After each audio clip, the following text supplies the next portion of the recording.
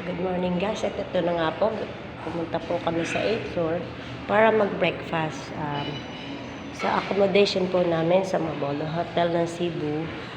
Free breakfast na po siya, and ito na po sila, yung guest ko, nagbe-breakfast na po sila.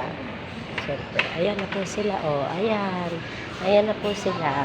Ito nga pala po ang pwede nilang kunin: ham with egg, hotdog with egg rice, longganisa and corned beef. Ito po ang inyong kanguso, si Ate Malu, ang Department of Tourism Tour Guide ng Philippine Cinema. Diyos! Ayan na sila. Good morning, guys! Good morning. Ayan po ang breakfast nila. Hi! Si Kabatang Princess andoon din nagbablog. Ito na po si Ate Myrna. Yes. She's busy for her breakfast. And si Doña Marby. Si Ate Rosa naman yan, ang maganda namin, bebe daddy. Okay, ano ba? Ganun.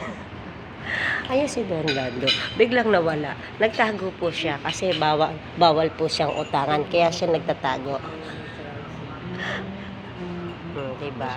Kasi hindi kami kami nagbablog. And guys, overview here is you will see that Church of Divine Mercy. Maybe this Divine Mercy. Kasi yun pong picture na doon. This is from Mabolo Hotel of Cebu. Yan guys ha. Okay. Di pa pwede tayong malakas ang boses kasi they are preparing for their privacy. And that's all for now. Bye-bye.